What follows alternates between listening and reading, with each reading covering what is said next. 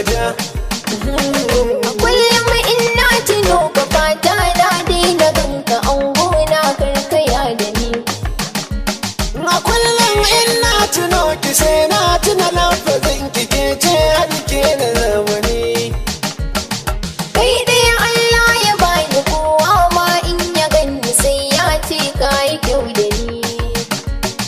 Runa ne za ka furda ni, mun rike sunan Rasul aure mu kawo kanmu. Alƙawari kai a bayyane, kar da ka rusa shi mai gidana.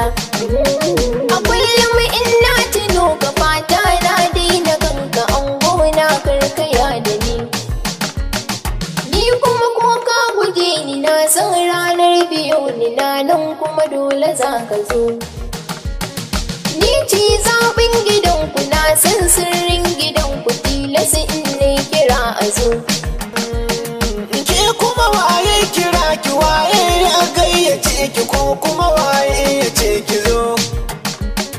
Labari za na baka zo, ni dai matar ka ce ta aure karka da. Amarya ranar bikin ki, koren sunan ki za na ɗauke ki mu je kasar waje. A kullum ina tuno ka fata na daina ganka angona karkaya da ni. Waccan waye kira ta kasan in har na ganta filasi in ta da hankali.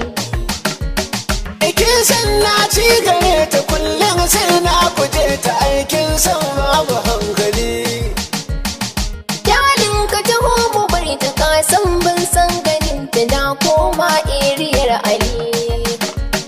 Aikin sabu ado da tozali, a dole na biki yarwata za ki biyu. Ni dai bayan bikin mu Saudiya za ka kai da bautar Allah za mu je. Amarya ranar bikin ki, koren sunan ki za na ɗauke ki mu je kasar waje. Alƙawari kai a bayyane, kar da ka rusa shi mai gidana. Wannan zaɓin gare ki ne, fata na dai mu shagata.